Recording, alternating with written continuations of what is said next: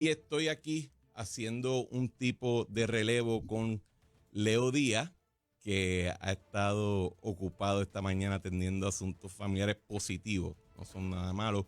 Está atendiendo una cuestión con una visita y pues llega ya mismo a las 8:40, pero en lo que me pidió a mí que le cubriera la base para entonces él ser el invitado y yo ser el que entrevista.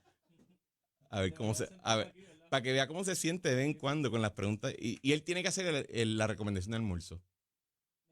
Así que si está escuchando ahora mismo, Leo ve preparando una recomendación exótica de almuerzo porque la gente lo va a pedir.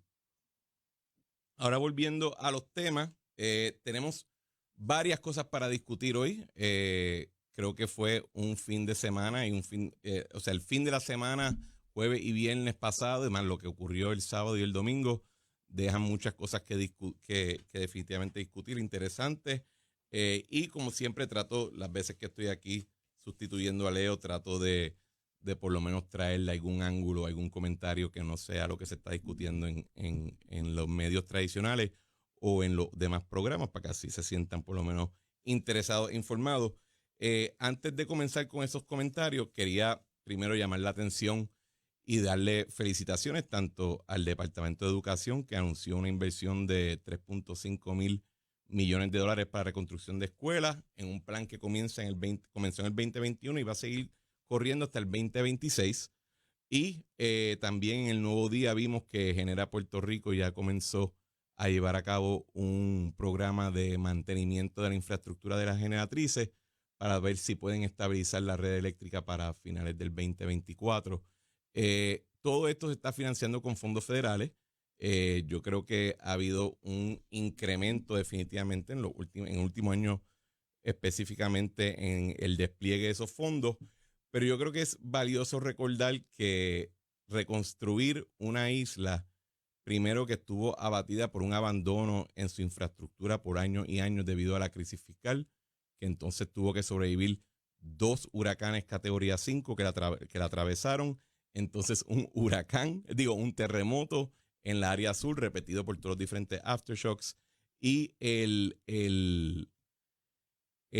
cese de esa inversión, o de esos trabajos, mejor dicho, de infraestructura durante el tiempo de la pandemia, pues por lo menos ya estamos viendo que la luz, aunque sea un poco distante al final del túnel, no creo que ha sido un trabajo fácil, tanto para los funcionarios y los diferentes trabajadores que están trabajando en ese proyecto, pero también no ha sido fácil para la ciudadanía, que es la que al final del día recibe el beneficio de esa inversión, de ese trabajo, y que tiene de alguna manera u otra un interés tanto económico como también de calidad de vida en que se complete todas esas funciones, sin hablar de verdad de la discusión de la energía eléctrica y el desarrollo económico que se ha discutido ad nauseum. Pero estoy comenzando con esto porque a veces, ¿verdad? En estos programas nos gusta comenzar tirando las piedras y comenzando con la crítica. Y yo creo que de vez en cuando uno debe poder tomar una posición en simplemente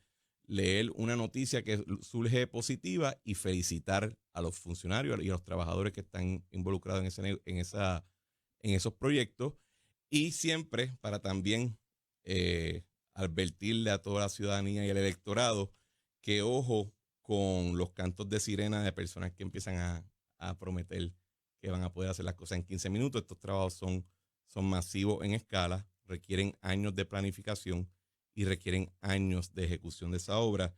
Y después del tiempo que se ha invertido, me da por lo menos a mí mucha satisfacción ver que se están empezando a ejecutar y sin hablar de lo que representa que se invierta esa cantidad de dinero en escuelas en Puerto Rico, que uno a veces pasa por ella y dan grima, pero vamos a ver cómo se desarrolla esos proyectos y entonces podemos ver si en efecto fue todo lo prometido y todo lo anunciado. La noticia que me sorprendió en los últimos días, en términos de que aparentemente causó cierta consternación, fue relacionada a la decisión que bajó del primer circuito de apelaciones federal en Boston, donde se validó la decisión de la juez Taylor Swain en el Tribunal Distrito Federal, invalidando lo que fue la reforma laboral del 2022. Eh, el mismo viernes, la noticia fue comentada en todos los medios. El sábado vimos primeras planas tanto a nivel del Nuevo Día como del Vocero. E incluso hoy todavía vemos noticias que se están, que replican de ese anuncio, de esa decisión.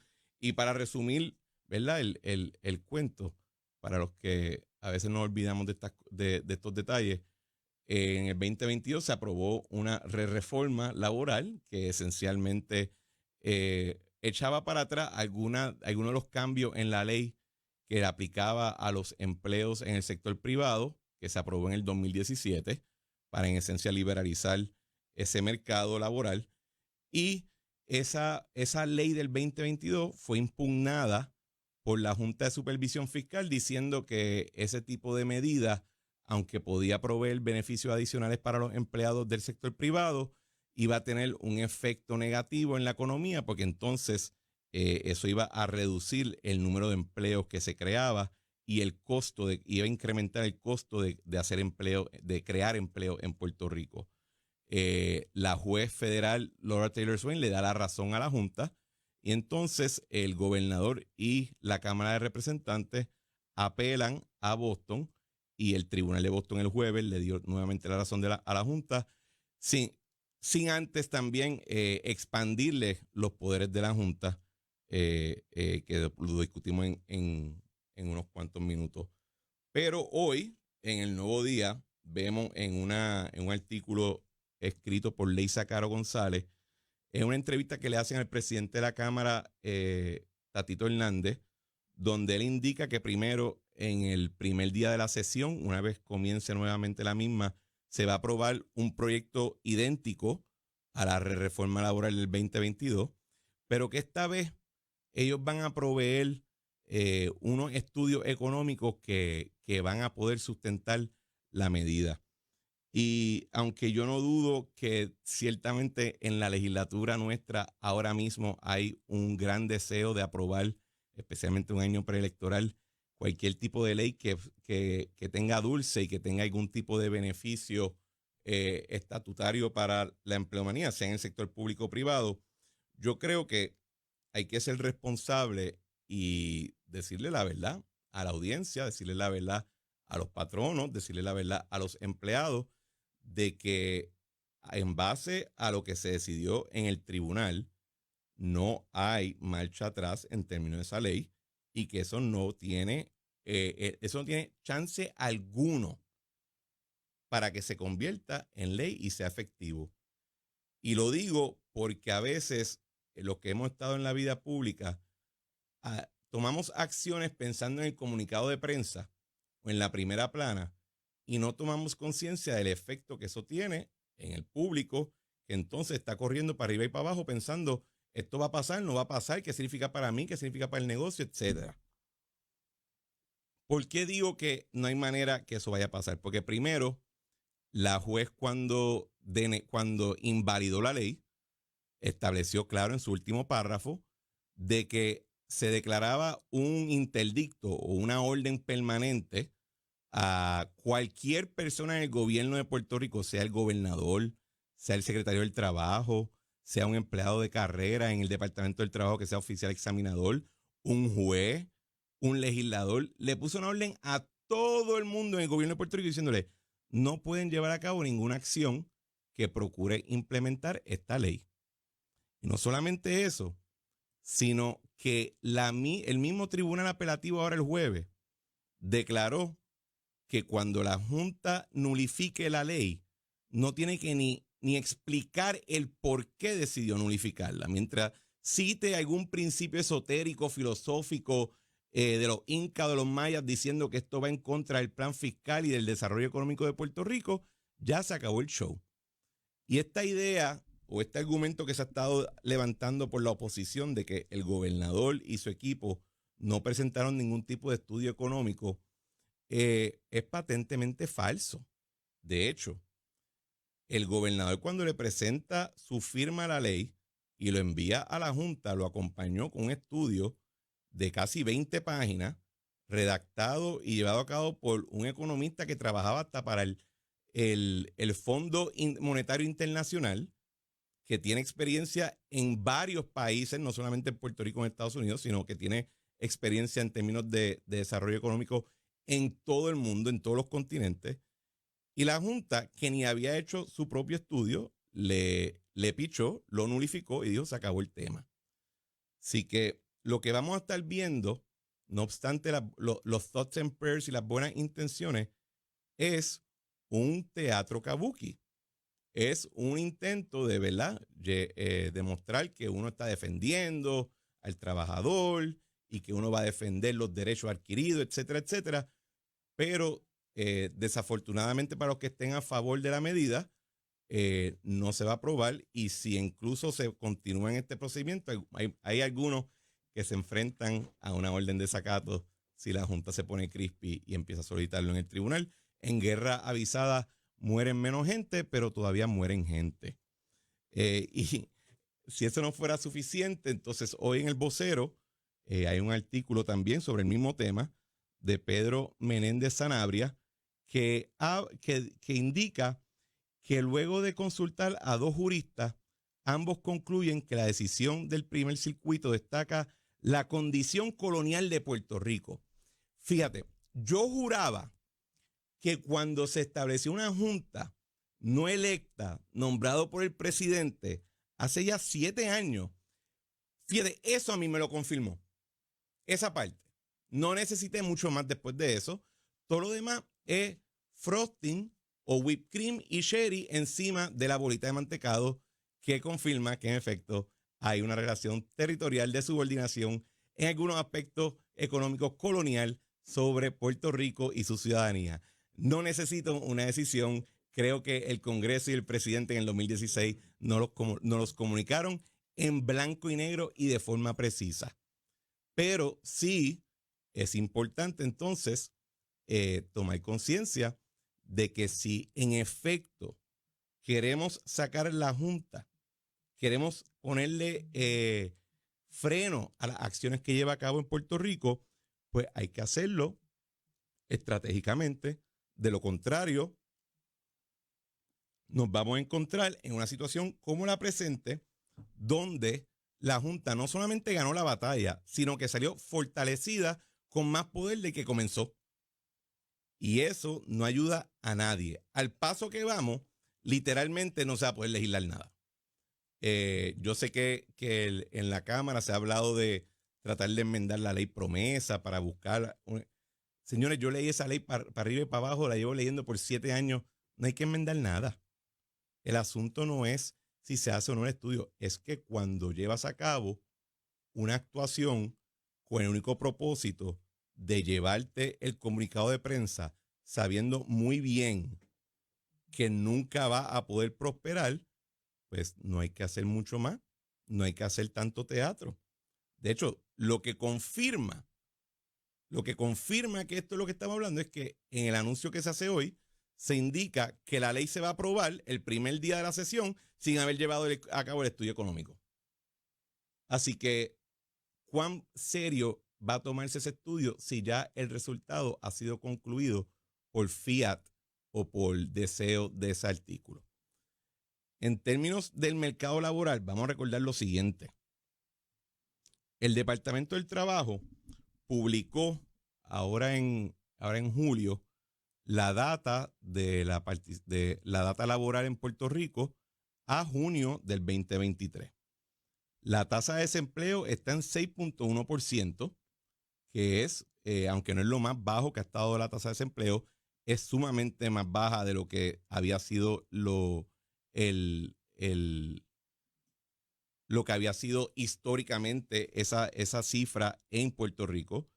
La población trabajadora está en 1.18 millones de personas y la tasa de participación laboral está en 42.5, también entre la tasa más alta de personas trabajando en Puerto Rico en su historia. Para que tengan una idea, en la gran época dorada de las 936, el desempleo era más alto. En la gran época dorada de la banca de las 936, del ELA mejor de los dos mundos, del equipo olímpico, del pabellón en Madrid, la participación laboral era más bajita. Tomen nota, porque hay personas que están ofreciendo nostalgia por épocas doradas donde la gente trabajaba menos, imagínate. Pero un dato que yo encuentro bien interesante es que dentro de la población de personas que no solamente, no es que están desempleados, es que literalmente no están buscando trabajo, están fuera de la participación laboral, el 38% de ellos son entre la edad de 16 a 54 años. O sea, que están lejitos de la edad de retiro. Esos son casi 600,000 personas. Y esas 600,000 personas no están ni buscando trabajo. Claro, va a haber un bloque entre 16 y 20 o 22 que probablemente están en la escuela y si tienen un trabajo es part-time. Pero yo creo que el incentivo que tenemos que buscar o la meta que se tiene que procurar es cómo tú coges a esas 600,000 personas y tú la pones en un trabajo regular. Tú la pones a ganarse un salario y no trabajando en la economía informal o, desafortunadamente, los que estén también en malos pasos, cómo poder de alguna manera u otra buscar que entren en esa economía formal y que sean parte de nuestra sociedad de bien. Eso no se va a conseguir simplemente con días de vacaciones, porque muchas de esas personas cuando se montan en un avión y se van, como han hecho ya 1,000,000 de puertorriqueños, no lo hacen buscando leyes laborales, lo hacen buscando una economía dinámica, lo hacen buscando una economía donde se crean empleos todos los días, donde es más fácil emprender un negocio. Eso es lo que yo creo que tenemos que enfocarnos y no estar peleando por leyes que sabemos que son letra muerta. Dicho eso, vamos ahora a la pausa, ¿verdad? Cuando estábamos antes de la pausa, estábamos discutiendo el asunto de la decisión del Tribunal Federal en Boston sobre la reforma laboral, modificando esencialmente esa ley del 2022, y estábamos comentando sobre por lo menos las expresiones que había hecho el presidente de la Cámara en respuesta a ese evento, y también estábamos discutiendo cuál es la situación actual de nuestro mercado laboral en Puerto Rico, que no obstante, obviamente, los retos que todavía enfrenta Puerto Rico, el mercado laboral que tenemos hoy en día es probablemente mejor remunerado y más activo que el que teníamos cuando Puerto Rico estaba, entre comillas, en la época dorada, ¿verdad? Así que nunca podemos dejar que la nostalgia y que aquellas memorias de cuando todos éramos significativamente más jóvenes nublen lo que es claramente la data. Ahora, claramente también en esa época teníamos una población que estaba en crecimiento y es el hecho de que 1,000,000 de puertorriqueños se hayan ido a la Florida por la crisis fiscal, por la quiebra del gobierno, por el estancamiento económico de la isla, ciertamente ha afectado eso. Pero yo creo que definitivamente estamos viendo los indicios de una recuperación que si se mantiene y que se ejecuta adecuadamente, puede establecer la base para que Puerto Rico pueda crecer hacia el futuro y al final del día tener lo que todos queremos, que es una comunidad que florezca y que todo el mundo la pueda pasar chévere. Ahora moviendo el sector público como tal, hoy Emanuel estaba hablando ahorita de como uno de los titulares, una de las noticias que surgió, donde en el Nuevo Día se reporta mediante Manuel Guillama Capella que existe una crisis de reclutamiento de gobierno. Hay 10,000 plazas vacantes en la rama ejecutiva que no se han podido llenar. Y se hace en el artículo, se entrevista al director de la Oficina de Gerencia de Presupuestos, se entrevista a otras personas de la rama ejecutiva para explicar el por qué tenemos 10,000 plazas que no se han llenado, ¿verdad? Vamos a partir de la premisa que ningún gobierno electo en Puerto Rico tiene una agenda o no ve un incentivo para llenar 10,000 plazas. Ciertamente en Puerto Rico el sector público siempre ha sido un área importante, si no la más grande, para emplear personas, y todo gobernador ha vivido loco con la idea de poder emplear miles de personas, porque eso al final del día no solamente lo hace él ver bien, sino que afecta el humor en la calle, porque 10,000 personas son 10,000 personas. Pero a mí me llamó la atención una cita que le hicieron a la profesora Palmira Ríos, aunque tengo que admitir que esta no es una cita directa. El reportero comenta que eso es lo que dice la profesora, así que si lo que digo es incorrecto, pues la profesora puede puede quejarse allí en el periódico con el reportero, porque yo simplemente estoy leyendo lo que dice el artículo. Y según el artículo, la profesora Palmira Ríos indica que las vacantes son, entre comillas, consecuencia directa de políticas de desmantelamiento del aparato estatal. Y cuando les digo que me llamó la atención la frase, quiero decir que estuve por 5 minutos restrayando mi frente contra la mesa y cuestionando el por qué Dios Padre me castiga obligándome a leer cosas como esa. Mira, llega un momento donde yo creo que la realidad de las cosas debe anteponerse a la necesidad de criticar y atacar las intenciones de las personas. Yo estuve en la rama ejecutiva cuando se tuvo que reducir la empleomanía 20% mediante un programa de renuncia incentivada, donde empleados que escogían renunciar a su puesto recibían un plan médico y un pago para apoyarlos en su transición a un puesto en el sector privado o a diferentes puestos en otras áreas del gobierno, o sea, en el municipio, en la legislatura, etc. Antes de eso, Alejandro García Padilla, gobernador para el cual la profesora Palmira Ríos sirvió en el comité de transición, también, no obstante todas sus promesas en campaña, se vio obligado a no solamente congelar plazas, sino también procurar ventanas de retiro y otros incentivos para que las personas en el sector público pudieran de alguna manera transicionar fuera del sector público, porque los chavitos no daban. Y antes de Alejandro García Padilla, cuando Luis Fortuño juramentó como gobernador, se encontró que del 2000 al 2008, o sea, durante la época de Sila María Calderón, Aníbal Acevedo Vilá, la empleomanía en el sector público había incrementado 60%, no obstante que no sabían de dónde iban a sacar el dinero para pagarlo. Así que uno puede tener todas las intenciones y uno puede tener todos los deseos de emplear a todo el mundo, pero si no hay dinero, no hay dinero. Si aquí ha habido en Puerto Rico un problema de que el sector público tiene demasiadas vacantes, no es por una agenda de desmantelamiento, es porque estábamos quebrados. Es porque no había dinero.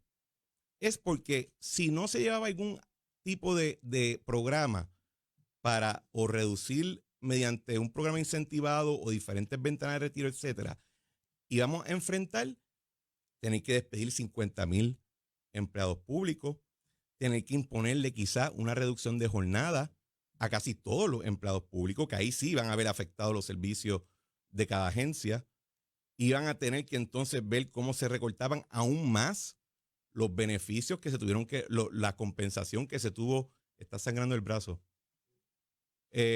perdonen, la compensación y los beneficios que desafortunadamente han sido impactados a través de los últimos años. Y ahora que hemos podido sobreponernos a la quiebra, que hemos podido ya salir de ese proceso de quiebra en el tribunal, ahora tenemos la oportunidad de ir reconstituyendo donde sea apropiado y donde hayan los recursos esa empleomanía, pero tratar de seguir llevando la cantaleta del 2009, cuando aquí personas en todos los sectores, simplemente para llevarle la contraria a Luis Fortuño y a su partido PNP, decían que la crisis fiscal era un invento, que eso era embuste, que eso era porque el tipo era un republicano recalcitrante y él quería votar a un montón de gente porque él odiaba a todo el mundo. Al fin y al cabo, el tiempo desafortunadamente le dio la razón. Digo desafortunado porque tuvimos que todo enfrentar la crisis económica y fiscal que representó la quiebra del gobierno de Puerto Rico. Y yo creo que parece ser mentira que hemos vivido todos esos años para poder estar ahora al otro lado y que todavía continuemos con estos cuentos y con estas burundangas que lo único que procuran es simplemente tratar de insultar las intenciones de personas que llevan trabajando, incluyendo un equipo en gerencia y presupuesto bajo el gobernador Pierluisi, eh, otro equipo también en lo que es la FAF, en el Departamento de Hacienda, en la oficina de la OATRH, que es la Oficina de Recursos Humanos, que llevan, me consta, los últimos 2 años y medio rompiéndose la espalda para reformar el servicio público y para que todos tengamos la empleomanía gubernamental que todo el mundo dice que quiere tener. La alternativa es volver a los tiempos de antes, donde todo se hacía a dedocracia, sin ningún tipo de conciencia de presupuesto, para que entonces estemos corriendo quebrados pidiéndole ayuda a Raimundo y todo el mundo. Y eso definitivamente no creo que es lo que queremos. Y en noticias internacionales, ayer en Argentina se celebró. Argentina tiene un sistema raro de elecciones, para nosotros por lo menos. Ellos tienen primero una ronda que se llama las primarias obligatorias y simultáneas, donde todas las personas que quieran correr para el presidente de Argentina tienen que salir en la misma papeleta y todo el electorado tiene que ir a votar, sea por el de su partido o por el de otro partido, y este tipo de dinámica se utiliza para medir fuerza. ¿Por qué estoy hablando de esto? Porque ayer se celebró esa primaria rara en Argentina y surgió como el más favorecido un caballero que se llama Javier Milei. Obtuvo el 31.79% de todos los votos. Ahora, cuando vayan a la elección en octubre, de nuevo se enfrenta Javier Milei contra los demás que ganaron sus respectivas primarias, pero se toma en consideración que el resultado de la primaria de ayer sirve como un tipo de medición de fuerza. Javier Milei es un personaje bastante fuera de lo común. Él fundó un partido coalición que se llama La Libertad Avanza y representa una figura dramáticamente diferente a lo que típicamente ha sido la política latinoamericana, donde tú tienes a figuras, incluso cuando son conservadoras, son bastante populistas en términos de su política administrativa. Javier Milei es un libertario. Él no cree en gobierno, punto. De hecho, él ha prometido que cuando entre al Palacio de ganar, va a votar al 75% de todos sus servidores públicos al final del día. El hombre, cuando da discurso, grita malas palabras a doquier,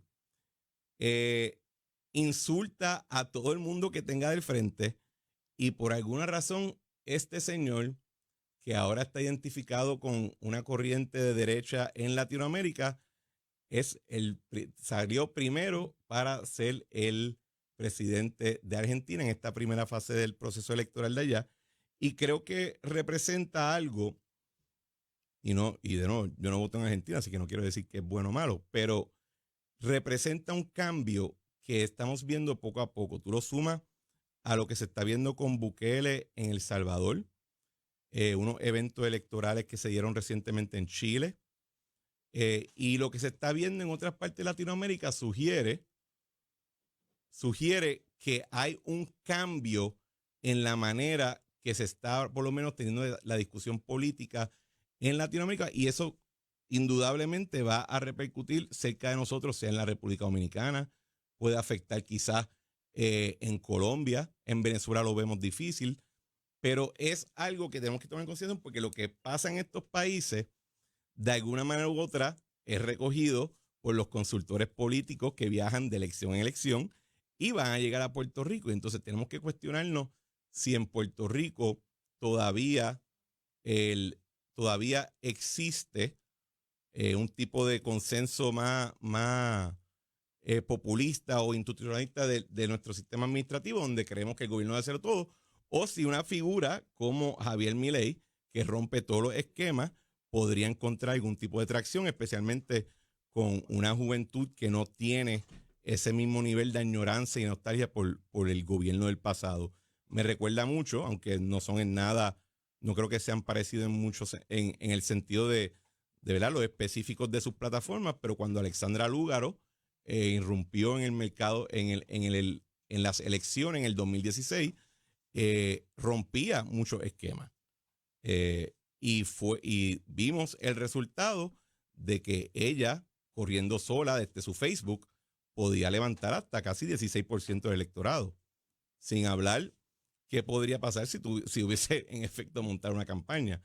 Así que estas cosas tenemos que considerarlas y estar pendientes a ellas porque no estamos ajenos a esos cambios políticos y a esos cambios de actitud, ¿verdad? Quizás la manera que se expresa en Puerto Rico es diferente, pero no significa que el ambiente o la actitud o el estilo no pueda traducirse de alguna manera aquí. De hecho, yo te diría que el Movimiento Victoria Ciudadana, aunque no es de derecha, es de suma izquierda, ha tratado de capitalizar en ese tipo de discurso iconoclasta, de romper los esquemas, de tratar de apelar a la juventud, de enfocarse en retórica bien fogosa y bien dramática, y tiene algún tipo de tracción, especialmente en un mundo altamente mediatizado, donde todo el mundo vive mirando el celular y los diferentes videos que salen en cada red social. Así que vamos a estar pendientes. Yo espero poder estar aquí con ustedes en octubre, cuando se dé el próximo round, y poder ir viendo cuál es el desarrollo de esta figura iconoclasta. Les recomiendo que busquen en internet por lo menos las fotos y los videos, porque están comiquísimos. Y moviendo ya entonces de nuevo a Puerto Rico en el aspecto electoral. Este fin de semana pasaron unas cosas bastante interesantes, un evento interesante. Primero, en Vega Baja ayer, el Movimiento Victoria Ciudadana. Leo, hello. Siéntate ahí. Saludos, Cristian, buen día. Salud. Chero, Emanuel, llegando, mira todo lo que traigo en el cuello. ¿Dónde papá? tú estabas? Bueno, mira, esto es un día de muchas emociones. ¿Está prendido el micrófono? Sí, está prendido. Tíralo. Es un día de muchas emociones. La mañana de hoy, nosotros en nuestro hogar cerramos un ciclo. Un ciclo. ¿Por qué te digo esto? Porque nuestra hija menor comienza hoy su primer día de clase de 4º año. Ya este es su último año académico. Y eso cierra un ciclo porque es la última de la casa.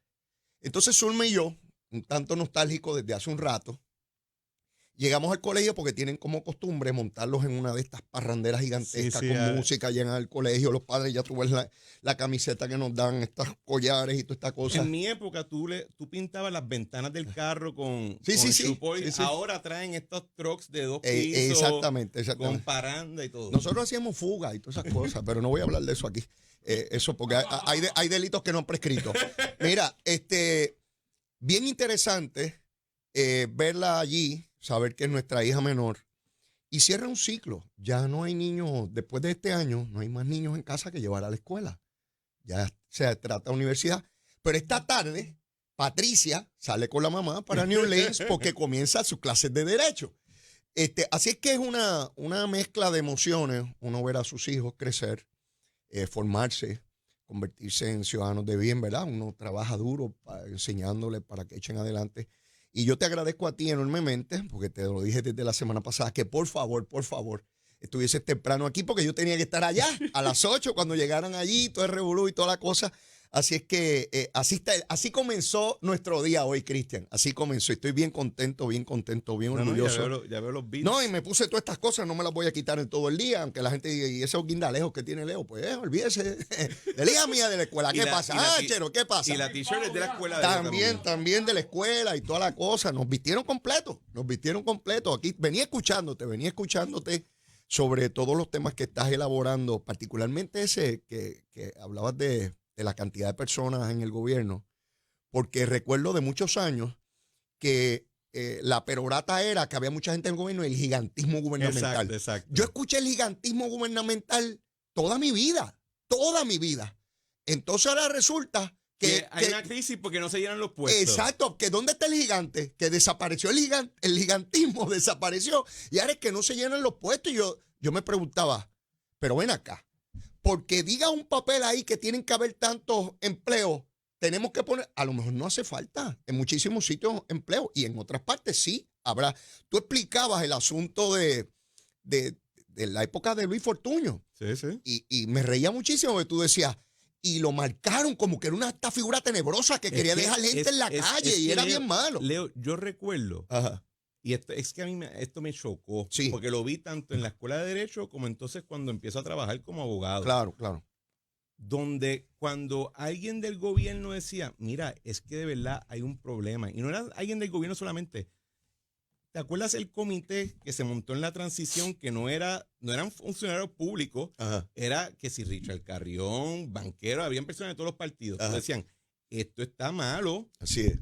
Y todo el mundo dijo, no embustes, no te creo. Eso es mentira. Es mentira. Tú lo que quieres es votar gente porque te gusta.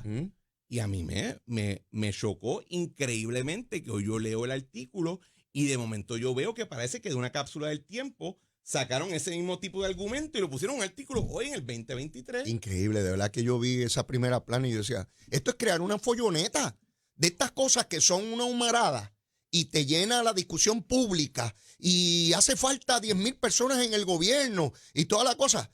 Pero, Cristian, a mí me habían dicho que eso estaba lleno de batatas, que eran batatas políticas. Eso fue lo que me dijeron toda la vida. Bueno, hay un comentarista de los más influyentes que me recuerdo que cuando se estaba discutiendo en el 2021 el tema del plan de deuda para sacar el gobierno de quiebra y que se hablaba de defender las pensiones, decía, no, pero si esas pensiones las cogieron con politiquería, no se defiende nada. Así es. O sea, eso es lo que la gente dice cosas así y entonces uno ve artículos como el de hoy y yo yo digo que yo estuve 5 minutos retrayendo mi frente contra la mesa.